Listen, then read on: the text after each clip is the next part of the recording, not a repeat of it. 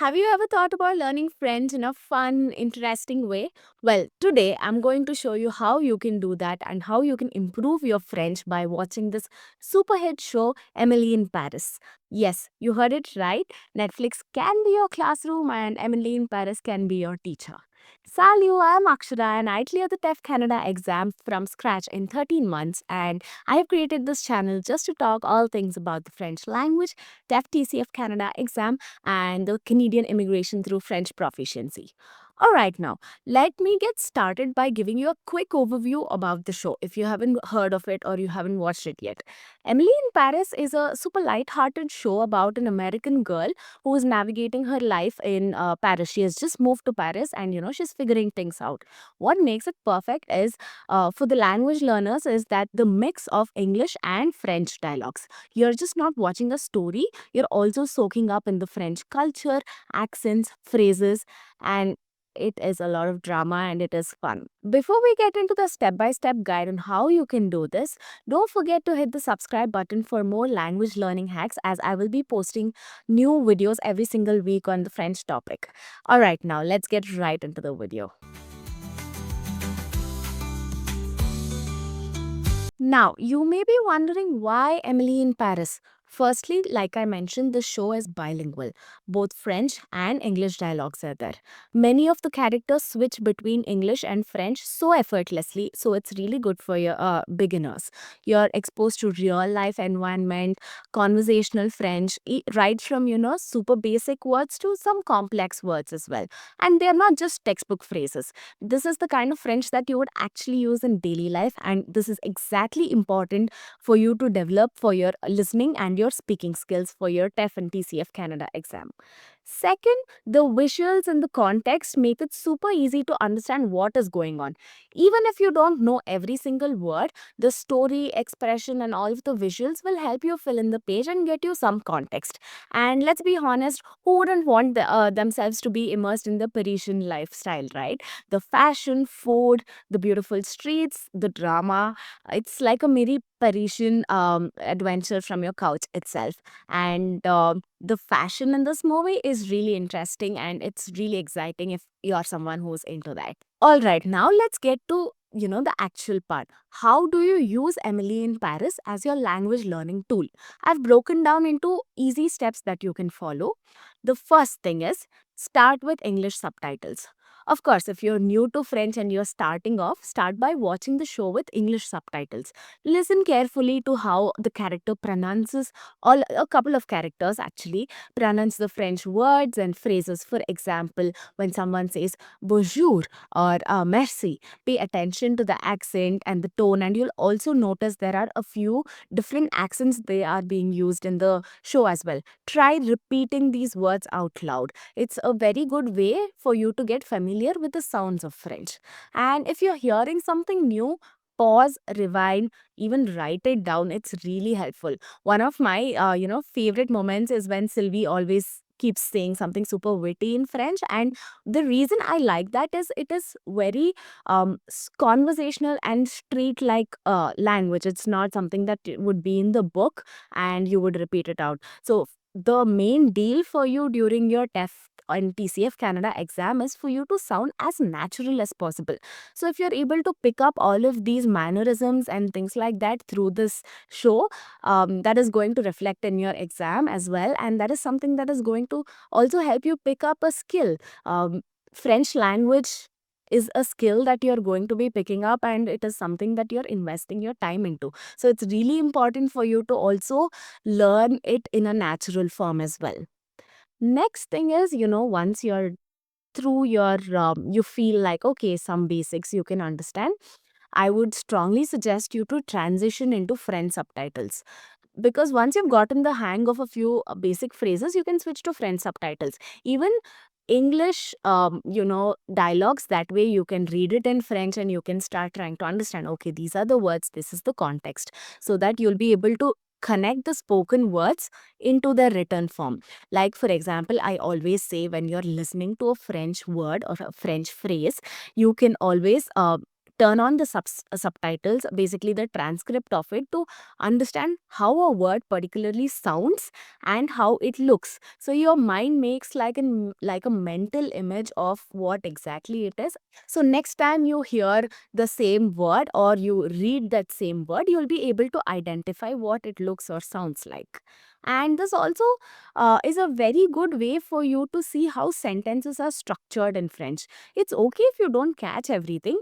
The goal for you, and I cannot stress on this enough, is for you to improve gradually. It's a step by step progressive approach and not something that you directly expose yourself to, French subtitles and French language, hearing it in French language.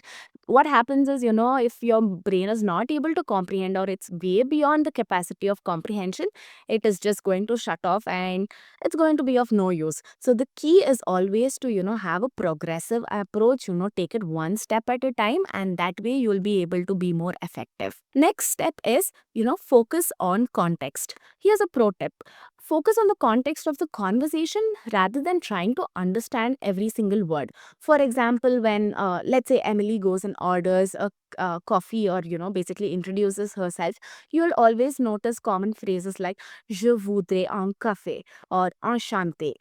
Even if you miss a word or two, what happens is when the visuals and emotions are going to be seen, you're going to understand what the context of it. And this is something that you need to develop even in complex situations as well. Like for example, if you listen to a 2-minute audio for a listening section, you're probably not going to get every single word of that audio, right? The idea is for you to read the question and see what this range of the context is, and that way you'll be able to understand, okay, this is the scene that's going on, this is the gist of it. Because nobody needs you to repeat every single word of what is going on.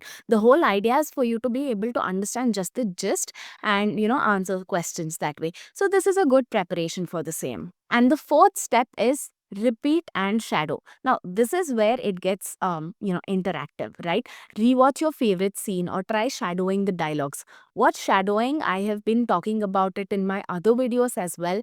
It is where you repeat what the character is saying immediately after them. So basically, you hear a sentence, you pause it and you repeat it immediately, because it will be in your short-term memory and you know what exactly the sound is like. So you mimic their pronunciation, you imitate it and try to match their tone and intonation as well. So you would have noticed like characters like Sylvie and Julien have these authentic accents, and they're really good and perfect for practicing actually. And the best part about watching any show, and especially a show like Emily in Paris, is you get to build so much of vocabulary and phrases. Keep a notebook handy. This is one part of it is you're watching for entertainment, but the other aspect of it is you're also studying. So look at it as something more actively. Don't just passively watch it for the sake of watching. Sit down with the notebook, jot down new vocabulary. You'll come across a lot of phrases, ranging from super basic to a lot of complex phrases as well. Based on the level that you are in, uh, write, jot things down. You'll be able to use these phrases in your daily life as well. Now, there are a lot of words, slangs, body language, filler words that you can learn from this show, right? I can understand that sometimes it can be super intimidating, especially conversation like Sylvie and her colleagues. But play it out multiple times and keep listening and practicing it till you understand what the exact words are. Now, I know you may find this tedious. Some people, tell me, okay, this is super tedious process. It's very boring. Should I do it this way? Um, is this the only way? Is there a shortcut? But let me tell you one thing. This is the only way for you to actually be able to progress. You need to do those super boring and slow things. And that's the only way, it will pay off in the longer run. When I personally watched the first season, it had just come out and I had started learning French. And I could pick up some really basic words, and that was about it. Also, I personally think that there was also very little French that was inculcated in your season one. But when I watched the season 2 and also more recently the season 3, I noticed so much more French was being spoken in the show because, the showmakers decided to include more of French to make it inclusive. Mostly because it is set in France and, they have to include French. I was honestly delighted to watch and understand because there's so many funny slangs, sentences that you can pick up. And of course, make sure that you're, learning it in the right context. You're using it in the right context because some of them are, pretty colloquial and they can be, offensive as well. So do make sure that you're learning the right things. But for me, what I like the most is, a lot of filler words and basically the body language and mannerisms that you can pick up on how French people are. When you're able to imitate that, then, a lot of other things as well flow naturally because in each language, a lot of things are native to that particular language. Like, for example, we use a lot of in English, but in French, we use things like but we, things like that. So it's very native to that particular language, and if you're able to pick those things up, you will start to seem a lot more natural. Because learning French isn't just about the words; it's also about understanding the culture, and that's where Emily in Paris truly, actually shines because the show's setting, let's say, like the cafes, markets, fashion shows, so much, they all offer a glimpse of the French lifestyle. Or even you would have noticed, the way they greet each other with the cheek kisses, or the way, they have like super long lunch breaks. All these little cultural nuances are also super important for you to pick up when you're learning the language. And I always encourage you to dig deeper. You can research about French customs.